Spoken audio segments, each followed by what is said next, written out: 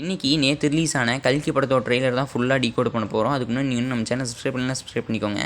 First சீன்லேயே ஒரு சிலர்லாம் கிளம்பி ஒரு இடத்துக்கு போகிறாங்க. அப்போ ஒரு டைலாக் வருது, இந்த உலகத்தோட முதல் நகரம் கடைசி நகரம் காசி அப்படின்னு வந்து சொல்கிறாங்க. அந்த இடத்துக்கு போகும்போது தண்ணி பிரச்சனையை பற்றிலாம் நிறையா சொல்லியிருக்காங்க ட்ரெய்லரில். அது மட்டும் இல்லாமல் அழிஞ்சு போன சக்தி மறுபடியும் வந்துருச்சு அப்படின்னு ஒருத்தர் டைலாக் பேசுகிறாரு. அப்போ தான் நம்ம அந்த அஸ்வத்தாமா அமிதாப் பச்சன் வந்து காமிக்கிறாங்க.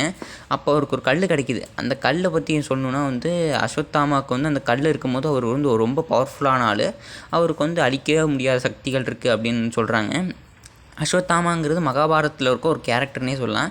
இவர் பாண்டவர்களை அழிக்கணும்னு சொல்லிட்டு பிரசவமாக இருக்கிற ஒருத்தவங்களை அழிக்கணும்னு ட்ரை பண்ணியிருப்பார். அப்போ கிருஷ்ணர் அதை காப்பாற்றி இவருக்கு ஒரு சாபம் கொடுப்பாரு. அந்த கல்லை பிடுங்கிட்டு, நீ உனக்கு அழியா வரம் கொடுக்குறேன், நீ டெய்லியுமே உன் உடம்புல ஏதோ ஒரு காயப்பட்டு அவஸ்தைப்பட்டுக்கிட்டே இருப்ப அழியாமல் அப்படின்னு சொல்லிட்டு ஒரு சாபம் கொடுத்துட்றாரு.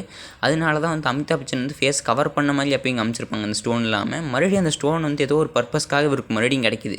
அது என்ன பர்பஸ்ன்னு பார்த்தோம்னா, இவர் ஏதோ ஒரு குழந்தைய கொல்லணும் அப்படின்னு சொல்லிட்டு பிளான் போட்டுருந்தார்ல. அப்போ ஏதோ ஒரு குழந்தையை காப்பாற்றுறதுக்காக தான் அந்த ஸ்டோன் கிடச்சிருக்குங்கிற அந்த பர்பஸை கண்டுபிடிக்கிறாரு.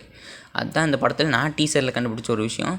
அந்த கேர்ள் யாருன்னு பார்த்தீங்கன்னா நம்ம தீபிகா படுகோன் தான். தீபிகா படுகோன் ப்ரெக்னெண்ட்டாக இருக்காங்க. அவங்கள காப்பாற்றுறது தான் அமிதாப் பச்சனோட வேலை. அவரோட அமிதாப் பச்சனோட கேரக்டர் எல்லாமே சூப்பராக காமிச்சிருக்காங்க. அது மட்டும் இல்லாமல் இப்போ பிரபாஸை காமிக்கிறாங்க. பிரபாஸ் ஒரு சில சின்ன சின்ன வேலைகள் இவர் கொடுக்குற வேலைகள்லாம் செஞ்சு போயிட்டுருக்கிற ஒருத்தர்.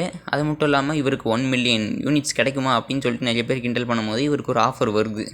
அது என்ன ஆஃபர்னு பார்த்தீங்கன்னா ஒரு ப்ரெக்னெண்ட்டாக இருக்கிற ஒரு உமனை நீங்கள் இது கொண்டாடணும், என்கிட்ட கொண்டாந்திங்கன்னா உங்களுக்கு 1 மில்லியன் யூனிட்ஸ் கொடுக்குறேன்னு சொல்லிட்டு 5 ஸ்டார் ரேட்டிங்கோடு வருது. அந்த பொண்ணோட பேர் SUM80 அப்படின்னு சொல்கிறாங்க. இதுதான் தீபிகா படுகோன் நேமு. இவங்க அவளை கூட்டிகிட்டு காம்ப்ளெக்ஸ்க்கு அப்படின்னு சொல்லிட்டு ஒரு டைலாக் இருந்திருக்கும். அதே மட்டும் இல்லாமல் பிரபாஸ்க்கு காம்ப்ளெக்ஸுக்கு போகணுங்கிறது ஒரு ஆசை. அவர் கனவுல கூட வந்திருக்குன்னு சொல்லிட்டு ஒரு டைலாகில் சொல்லியிருப்பார். பிரபாஸ் தீபிகா படுகோனை பார்க்கும்போது ஹாய் அப்படின்னு சொல்லுவார். அப்போ ஒரு கையை பிடிச்சி அவர் தூக்கி போடுவோம். அது யாருன்னு பார்த்தா அஸ்வத்தாமா. அஸ்வத்தாமா தீபிகா படுகோனை காப்பாற்றுற கேரக்டரில் இதில் இருக்கும் ஃபுல்லாகவே. அது மட்டும் இல்லாமல் ஒரு பெரிய லெவல் ஃபைட் அஸ்வத்தாமாக்கும் பிரபாஸ்க்கும் நடக்கும். அப்போ பிரபாஸ்ட்டை நீ போய் அவளை கூட்டிகிட்டு வர முடியுமா முடியாதான்னு சொல்லிட்டு பிரபாஸ் அடிக்கிறதுக்காக ஒரு 4-5 ஆளுங்க சுற்றி நிற்பாங்க. அப்போ ஒரு டைலாக் சொல்லியிருப்பார். அதாவது இது வரைக்கும் என்னோடய ரெக்கார்டு எடுத்து பாருங்கள், இது வரைக்கும் நான் தோற்றதாக எந்த இடத்துலையுமே இருக்கான்னு சொல்லியிருப்பார். அதுக்கப்புறம் பிரபாஸே அதை புரிஞ்சுக்கிட்டு தீபிகா படுகோனுக்கு ஹெல்ப் பண்ணுற மாதிரி இருக்கும். அதுக்கப்புறம் அது மட்டும் இல்லாமல் வெல்கம் டு எ நியூ வேர்ல்டுன்னு சொல்லிட்டு ஒரு இடத்துல காமிச்சிருப்பாங்க. அது என்னென்னு இந்த வரைக்கும் எனக்கும் தெரில, அது கடைசியாக சொல்கிறேன். அது மட்டும் இல்லாமல் இந்த இடத்துல இந்த உலகத்தில் ஒரே ஒரு கடவுள் தான் இருக்கார். அது மட்டும் இல்லாமல் கடவுள் அப்படின்னு சொல்லிட்டு ஒரு பேர் சொல்லியிருப்பாங்க. அது யாருன்னு பார்த்தா கமல்ஹாசன் தான் அந்த இடத்துல அப்படி சொல்லியிருக்காங்க.